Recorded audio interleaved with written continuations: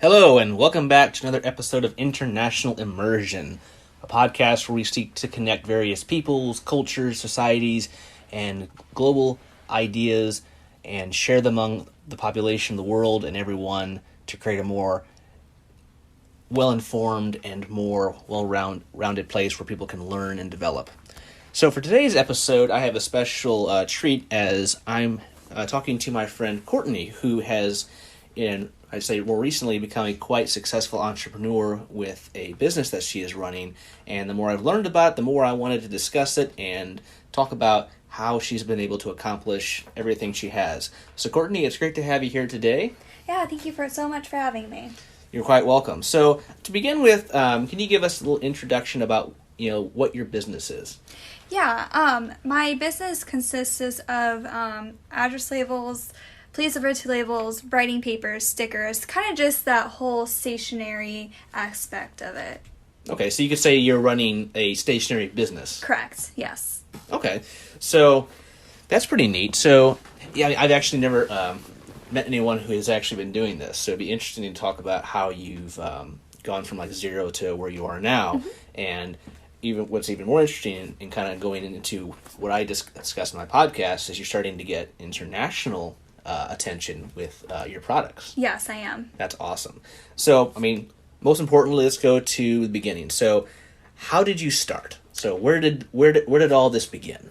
So it began when I wanted to start it. I was looking on Facebook for a a crafty swap group, and I came across a pen pal group.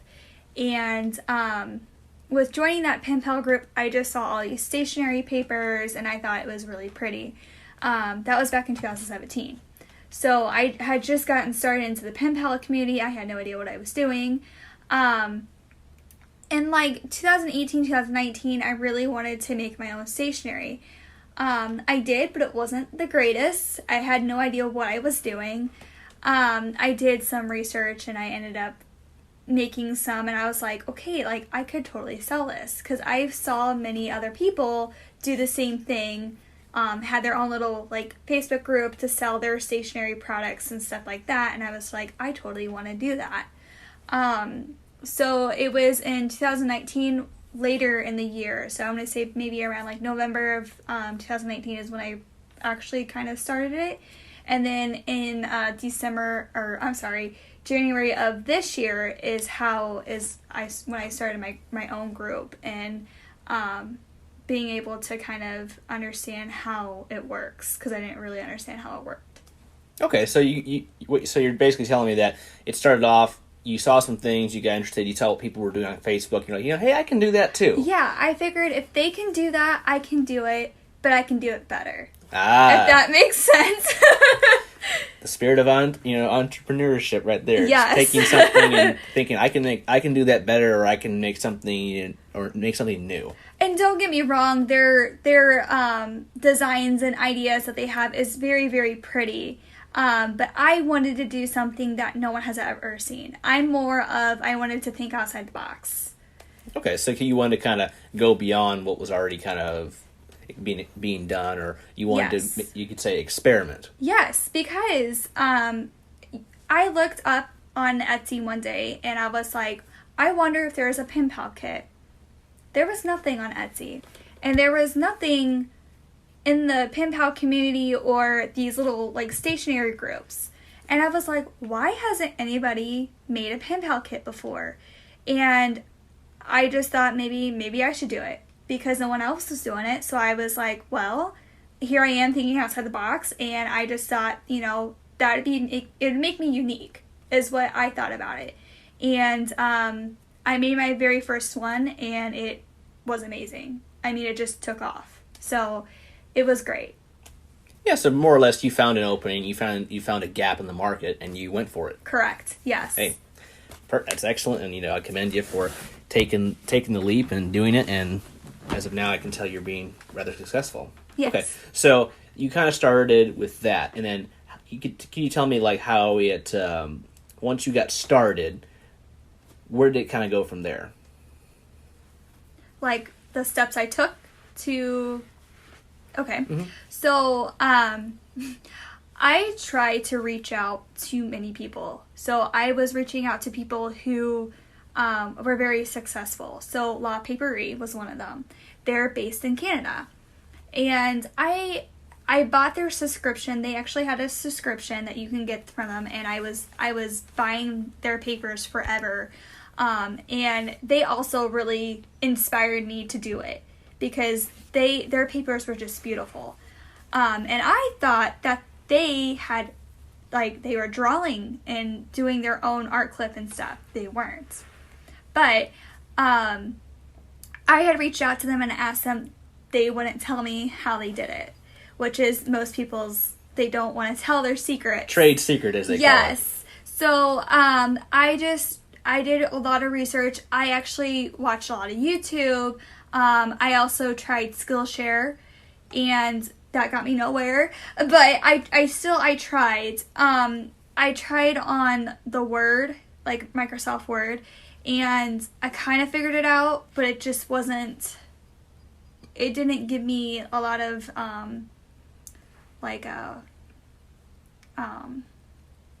results. Yes. Like, I couldn't do what I wanted to do. So, early this year in January, I found out that you can use Canva to make your designs the way you want it to make, your lines, and it's pretty much just a design space, kind of like Photoshop.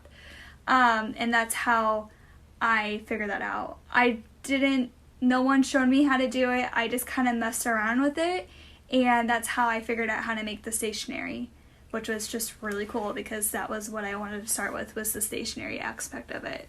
Okay, so more or less what you're telling me is that it was a kind of a process where you got the ideas, you thought about it, and then you started just reaching out to different organizations and companies. Yes. And some of them you certainly got some good feedback, others you didn't get as much. Yes. And then you started using different platforms that are out there to try to put something into the process of creating something you can sell and send out. And as you mentioned, some of that was successful, some of it was not, but through trial and error you kind of gained a lot of the experience you needed. It was a very, very hard, the pros and cons of it. It was just, like you said, it was a trial and error thing.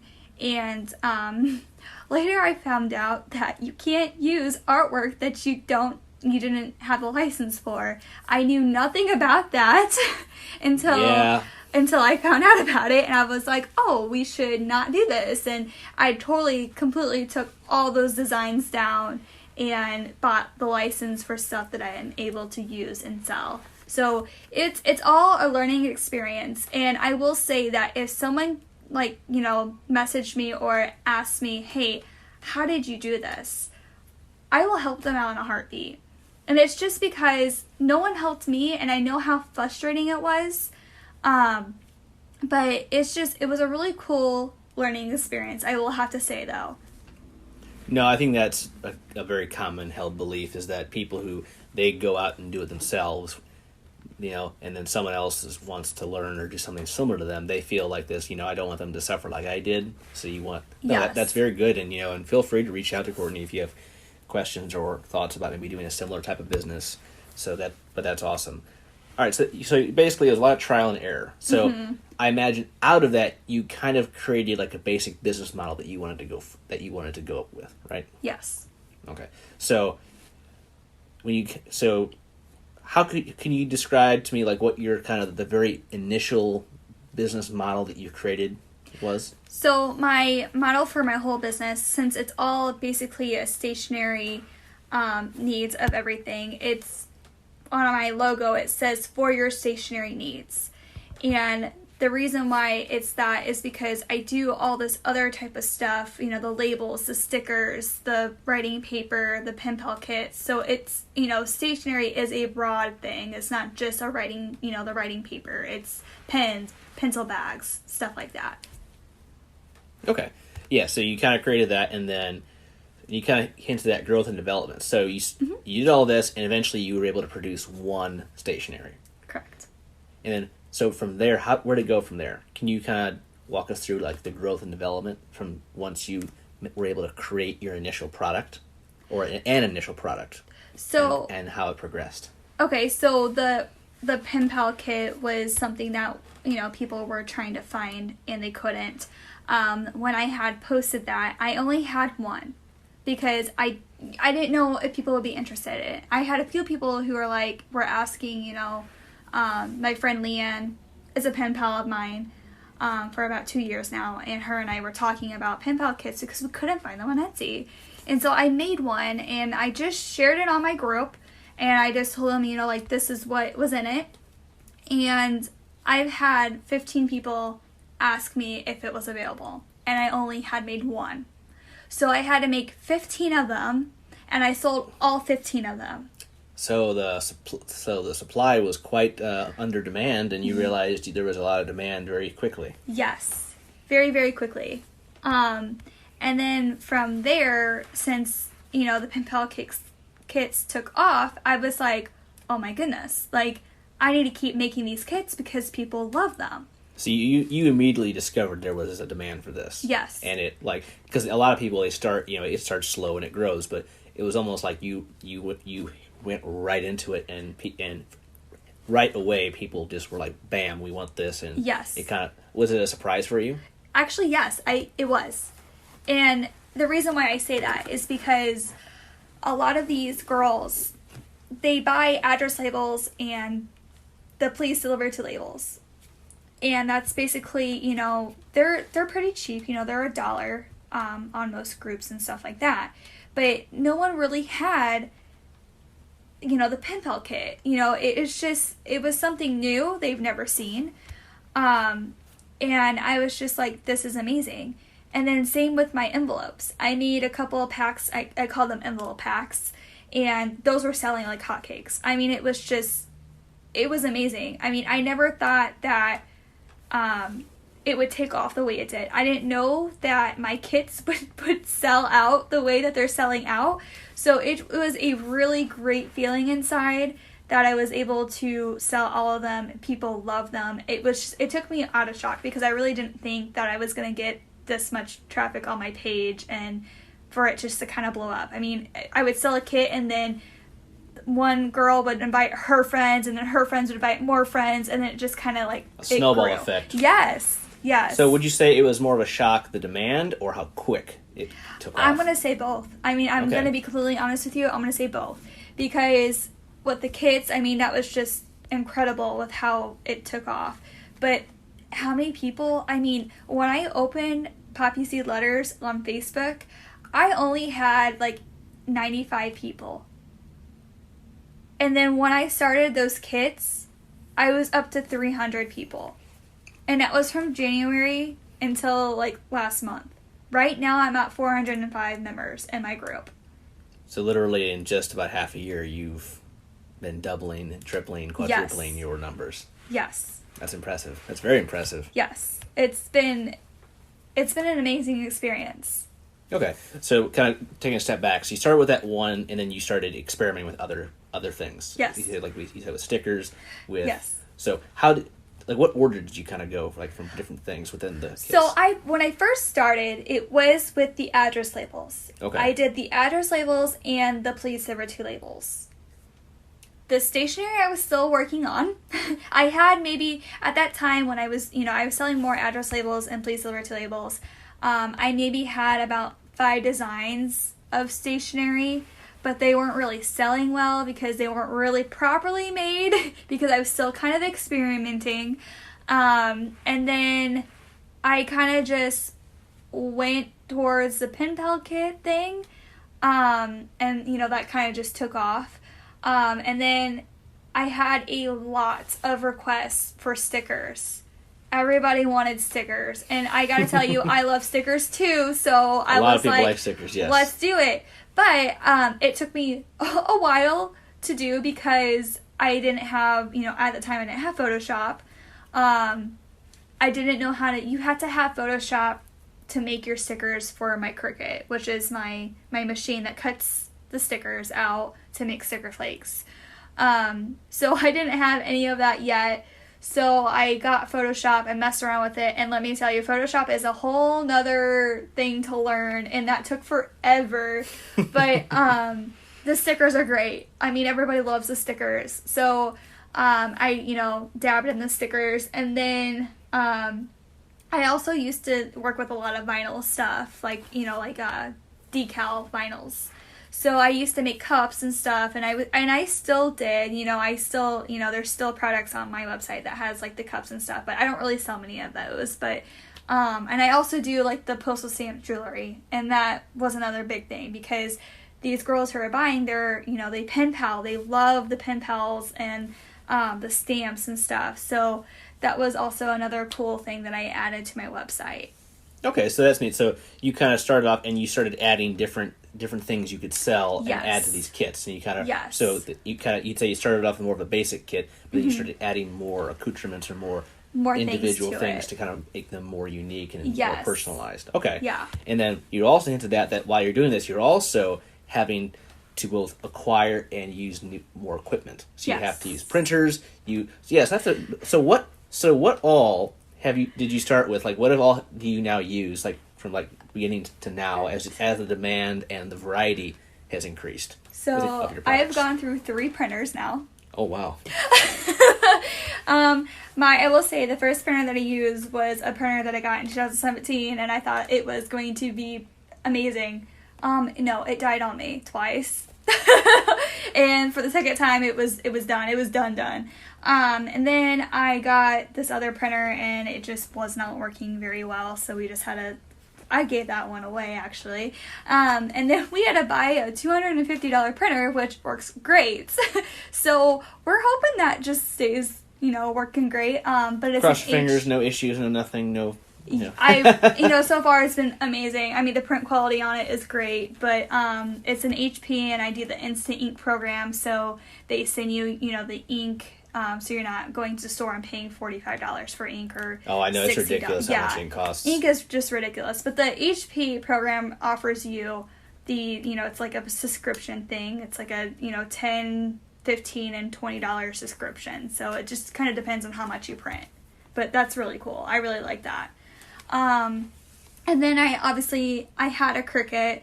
I had a Cricut Air too, but then I bought the Maker because it can do a lot more. So that's just another machine that I use.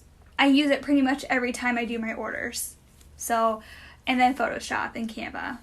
Okay, so you have your printer, you have the Cricut, and you use the software program, Photoshop, everything else. And then another big component of that is also once you produce the product and then it's sending it out.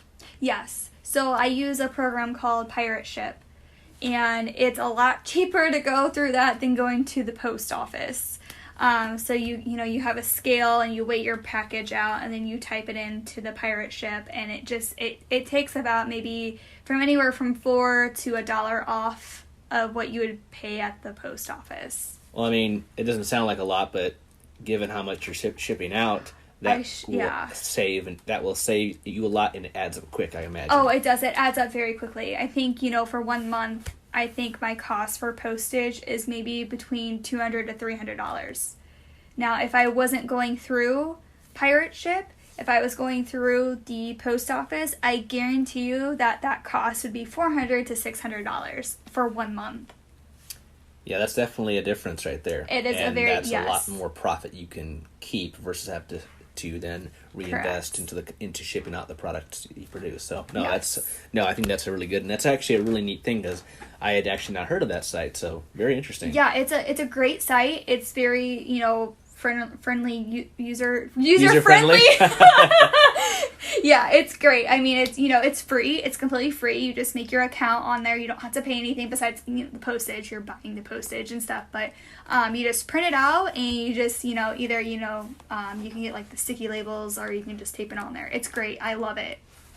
No, that's awesome, and I think everyone who's listening to this episode, it may be a great way for you to ship, personal things. Yes. If you have businesses, I mean, it might, like Courtney was saying, it's not going to save you a lot of money, but it'll add up quick. Yes, I mean it's been a lifesaver. I mean, I've heard from it from a girl who used to work at a post office, and she was telling me, she goes, "Girl, quit going to the post office." She goes, "Get a kitchen scale, go to this website. You'll save, more money than what you need to be spending." So it's been a lifesaver. I really like it. That's awesome, and very, very good information to know. Yes, yes, especially like if you use Macari and stuff and you're selling, it's great. Very good, and very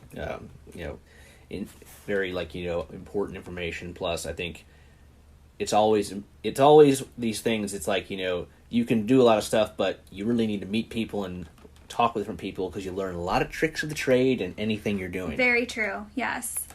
Okay, and that kind of leads into our next thing. So you're kind of, you have this kind of simultaneous growth and development both in the products you're making, the software you're using, and in expansion of the different kind of areas that you want to, of things you want to sell, and then also that creates a larger demand for equipment. Right. So, and I see you've done that. So now that you've kind of gotten, a pretty good, you've kind of established yourself in this niche market, what would you say? And this is another important thing, you said you've now started to even go into the international market. Yes. So, supply and demand type of thing. So, I have looked at AliExpress for a lot of stuff to add to my pen pal kits. I have used AliExpress before. I love, their little sticker flakes and their washi tape is great. I was also looking in, I know there was some shop in the Netherlands too. I don't know what it is though. It's kind of like AliExpress. But Same type of business. Yeah, but it's more for crafty stuff. So it's stuff you buy in bulk, and it's just kind of, great for businesses and stuff, like crafty businesses. So a wholesaler. Yes. Oh, yeah. Whenever you do a business, I mean, it's always important to know the difference between versus retail and wholesale. I mean, if you're this, you always want to buy wholesale because it may seem like you're spending a lot, but you're getting so much more for the value of the money you spend. Right. Yeah, and that's great. And but yeah, I mean, it's been really cool because I have gotten some people from the Netherlands who bought for me. I've had people from the UK who have bought for me, and also Australia, which is just amazing. I mean, those are the 3 places I've gotten right now. I'm hoping to get more. But I've been, trying to market and stuff. I mean, I do like the Instagram, and I will, use a whole bunch of hashtags and stuff. And I know people from all over the world will see that. I also try to post on some pen pal groups. I mean, there's a pen pal group that's a worldwide pen pal group, and I post some of my products there. And I mean, they have all of these, people from all over the world. So I'm hoping with the girls that had bought my products from those 3 places that my stationery will get moved around the whole entire world, which would be really cool. Oh, for sure. Yeah. And that brings up another very important point is the whole marketing aspect. So, yes. And it seems like you've hit that, right in the head. You've, using Instagram, Facebook, Etsy. Etsy, yes, because I do have an Etsy shop. So, no, and that's a huge thing because a lot of people, they may be very strong in one set of skills that they can produce the stuff. Right. But it takes so much time and effort to be comprehensive in the approach to make sure you're producing the products, shipping it, and then also marketing it. Yes, yeah, and like I said, I mean, marketing is a big step in it. You have to market your products for it to get out there, and I don't think that people really know that. Some people will, make a Facebook group and try to sell their products, and they're like, well, why is it not selling? Well, you need to market it. You need to reach out to Instagram. The Facebook, make a Facebook page too. Don't make just a group, make a Facebook page. But it's just, it's all about marketing. No, I mean, it's also being very proactive. You cannot just expect things to take off without you putting the time and effort in. Right. No, it is a lot of time. I mean, I put hours and hours and hours into something. And I mean, I'm going to be completely honest with you. I really didn't think that this was going to be as big as it is. No, I can see that. I mean, everyone has different expectations based on their whatever they're considering. But I mean, I think you've been lucky in the fact that you hit instant success, and you've been you've been growing exponentially since. Yeah, and I don't think I've believed in something so hard either. So I think that kind of just helps too. Oh no, you have to be passionate about things. Oh yes. If you're not passionate about it, you can do them, but you're never going to be complete about it. Right. It gives you that motivation and drive to continue. Mm-hmm. And also, it pushes you to learn new things when you run into like, oh, I have so many orders. How can I get this done? Yes, and I've run into many, many problems, but you learn from those mistakes, you know. It's a learning lesson. No. And I imagine as you start to increase your international shipments and also the international interest is growing, that's going to create some potential new things that you'll have to learn about. Because I'm sure you've already had to figure out how to deal with international shipping. Yes. Because, I mean, the things you described, you know, they're very effective, but I know that international shipping, that's a whole other ballgame. Oh, my goodness. So, I forgot to put international shipping on a product, and she had ordered like 50 pages of stationery. Now, my stationery is half sheets. I mean, I have full sheets, but she ordered half sheets. So you got to think about it. You know, you're taking a regular size letter paper, you're cutting that in half, 50 of those. So the envelope was pretty heavy.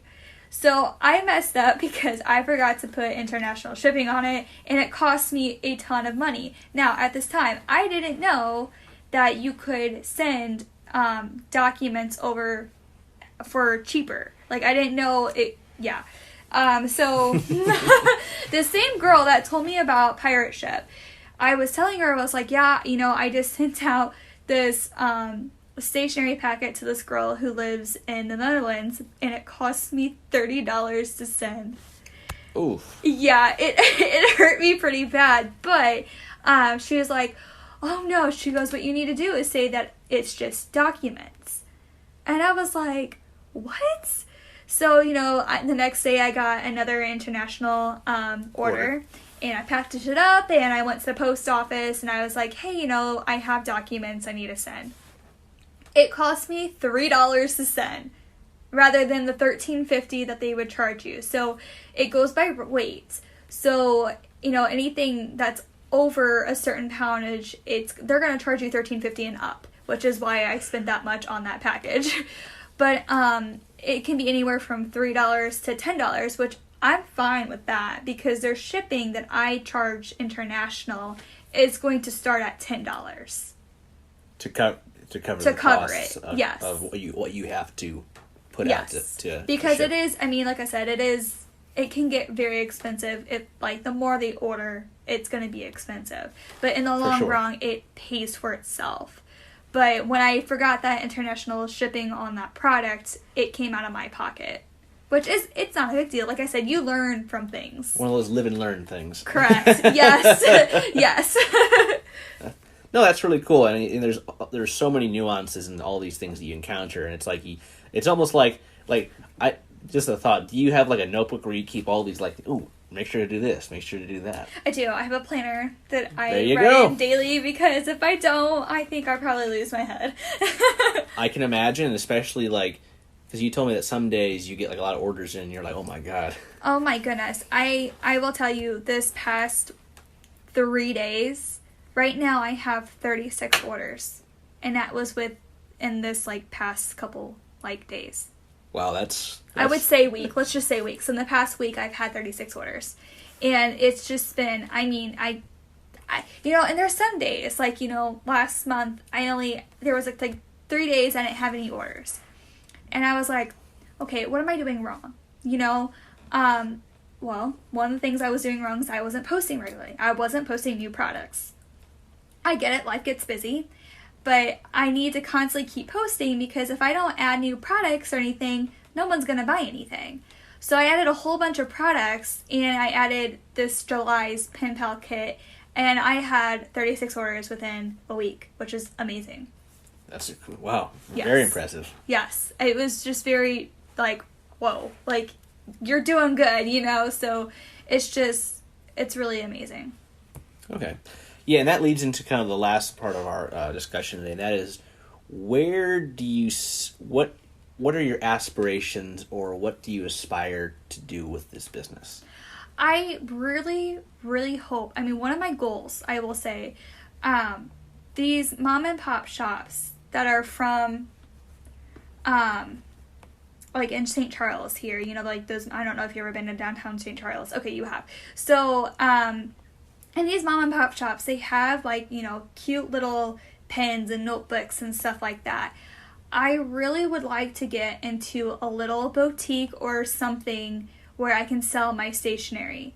Like, I want to make notepads where I can, work something out with them to be able to sell them in the stationery. That way, someone's like, oh, wow, because I've seen, there's been times where I've been to small businesses and I see that they have a commission with another person and they buy, a wholesale type of thing and they sell it in their store. I really hope that I'll be able to do that. Okay, so you want to kind of go out just from purely being your own thing online. You want to start creating some partnerships or some business relationships with some like brick and mortar businesses. Yes. So I think that would be really cool. Another one of my goals too is I really, really hope that I'll be able to, going back to the international thing, I would really love to have more international people, buying from Poppy Seed Letters. I know not many people overseas have, all like the stationery, the writing papers, the address labels, stuff like that. I know sometimes their supply is limited there. I want to be able to supply for them. And potentially, if and from doing research, if it's not something that's really commonly used there, it could be even more explosive over there than it could be here. Right. Because it's something maybe that's people here it's more widely known. Right. But other places maybe not so much. And if it's found to be useful, productive, and beneficial for them, the sky is the limit potentially. Right. They'll get something and then their friends like, oh, where'd you get that at? Because they don't have that type of stuff over there, and I want to be able to provide them with the beautiful stationery that I make. And that's another point that you could potentially do is, every place, every country, you could actually potentially localize your products for certain markets. Yes. Like, let's say India or Europe or Far East, other places in the Far East or South America, Africa. So, you could even also potentially get a lot of good ideas or influencing factors to produce new types of products. Yes. Maybe using who knows what or different types of, things that may influence you to produce different variations of what you're already doing. Right. Yeah, and I think that would be really cool too. And I have, here in the U.S., I have a friend who had asked me if I could make some notepads for him for his Knights of Columbus, which is awesome. So it'll not only will it'd be really great for him and, the people that he's giving them to. It'd be great for me to be like, okay, she can also make notepads, like memo pads and stuff like that. Because that is something I don't have in my shop yet. Because I wanted to, take it slow a little bit. But if, someone is requesting it, I will 100% will do it. And I think, and also like I mentioned, if you start getting more international clientele interested, they may actually ask you, "Hey, can you do this?" Or right. they could literally start bombarding you with like, "Hey, could you do this type of design for me? I really want this." Yes. But another potential thing is, you can start with individuals overseas, and you could even go try to find businesses overseas that want something that's cheap and something that can maybe give their business something unique. Right. And that's what I want to provide, I make really great quality stuff. I want them to have quality stuff. And I just think it'd be really cool, No, for sure. Yeah. And then my last question for this, are there any specific countries you want to focus on first, or doesn't matter to you? Honestly, right now it really doesn't matter to me. Okay. I know right now the 3 that I mainly have is what I said before, the UK, the Netherlands, and Australia. You've established a footprint there now, yes. At least. And to be honest with you, if I can keep, giving my products to those 3 people, I would be totally okay with that. And, they may introduce your products to other people. Right. And that's, as they say, it's who you know, and word of mouth is the best seller. Exactly. For anything. Yes. I agree with that. No, that's awesome. And I'd say one other question I ask you is, so your business has been growing very rapidly. Yes. Just this year alone. are you concerned about maybe it going too quickly, or do you have kind of a general pace that you want to maintain?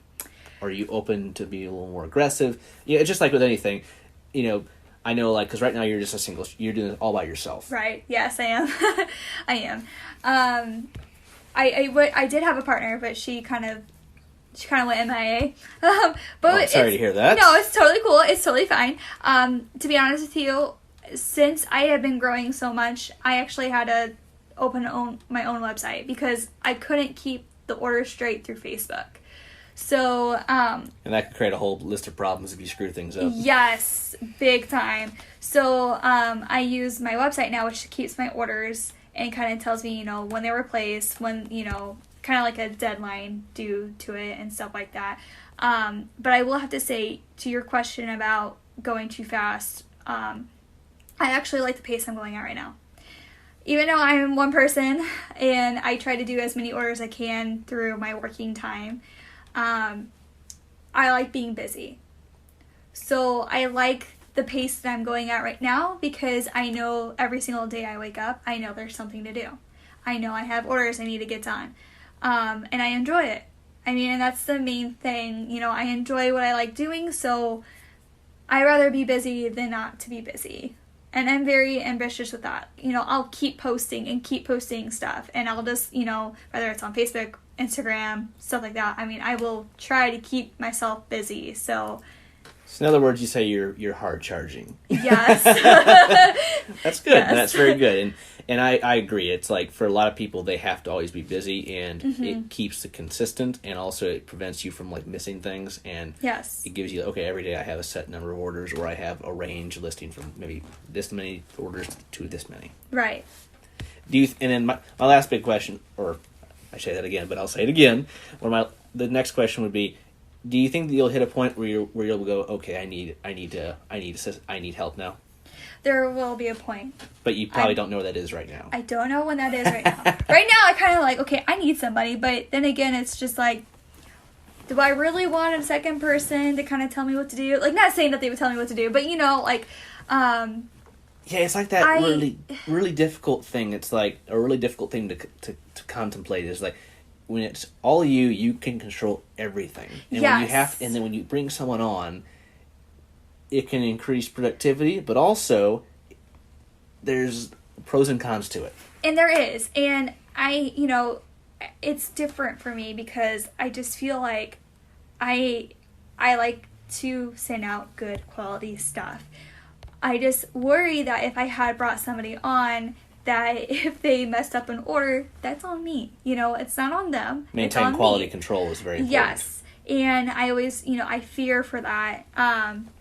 But I do have somebody who helps me on the Facebook side of things. So she is an admin on Poppy Seed Letters. She just helps posting, giving like giveaways and stuff like that. She doesn't mess with, obviously like the... She only does one area or one sector. Correct. Yes. And I think that's another thing is like, there are certain things like if you're worried about that, you can maybe specifically continue just doing the production and the development of new things, and maybe you could hire someone specifically either like for the shipping component or just the networking or marketing component. That way, they can't screw up anything. Right. They can still screw things up, but it's not going to be the same with the actual content or the actual product. Right. Or products. And I have to tell you, I hate shipping things out. It's tedious. It's annoying. And stuff. I hate doing that. And I know a lot of small businesses, the girls that I watch. I mean, like for instance, TikTok. There's these small businesses on TikTok that I watch, and a lot of them, their favorite part is packaging things up. That is not my favorite part. My favorite part is making the items, designing the items. But yeah, if I ever had to hire somebody, it would probably be for the shipping out stuff. Or you can I shouldn't say outsource, but you could potentially pone it out to someone else to do it. Right. If it got like, I just don't have enough time to do this, and this. Right.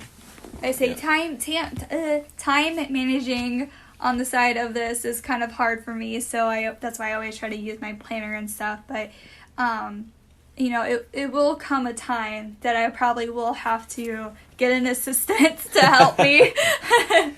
No. Well, Courtney, that's absolutely amazing what you've been able to accomplish in the very short time you've been doing this, and your results just from this year alone are amazing, and it's even more incredible given that we're going through COVID-19 right now, and Yes. And so many businesses and companies are suffering, but Yes. yours is doing well, and that says a lot. And I was worried about that because a lot of, people were worried about the whole COVID thing with the, sending the mail and stuff, and people losing their jobs, people not Yes. having the disposable income And- they used to, etc. right. And I was worried. I was like, oh my goodness, I started, I really took off in January, and I'm like, Corona didn't start until about March, At least in the mid-March, US, or, I'd say. yeah, in the US, yeah. That we know of. Yeah. And it worried me because I was like, oh my goodness, people aren't going to be able to afford, my stationery and all this stuff. And to be honest with you, I kind of freaked out a little bit. But, it's just been amazing. I gotta say, people staying home has really, made my business great because, they're bored at home, they keep shopping and stuff, and it's just great. It's just all over great. I'm just very happy with how many goals I have achieved through, December of last year until now. It's just been amazing. No, it is, and I'm really happy to have this opportunity to talk to you about it, and and to hear what you've accomplished. So, so Courtney, for our audience, if you wanted to kind of give them a little information about where they could find your products. Yeah, you can find my products at poppyseedletters.com, or on my Facebook page at poppyseedletters. And my Instagram is also poppyseedletters too. Keep it all simple. Yeah, so in other words, just type in Poppy Seed Yes. Letters, and Yes. Courtney's shop will probably come up online. Correct. For you. Yeah, if you Google Poppy Seed Letters, my shop online pops up. It's the very first thing you see. And I will say I've seen it. It's a pretty cool site, and the products that she has are pretty interesting. And I'm sure we'll see more and more as she brainstorms and develops. I'm hoping that as she starts maybe internationalizing, her business, that she'll even bring even more exotic types of patterns, designs into the fold within her company to send out. So, Courtney, it's been a pleasure today. I'm really happy you've been able to join us, and again, I just really appreciate the opportunity to talk to you. Yeah, thank you so much. Thank you. I really enjoyed this. The same, for sure. So again, this has been an episode of International Immersion. Check us out on Spotify, Anchor, and now iTunes, Apple Podcasts. Please send us your questions, thoughts, ideas for future episodes, and we will see you on the next episode of International Immersions. Have a great day, and take care, and everyone stay safe during these times dealing with COVID and everything else going on in the world.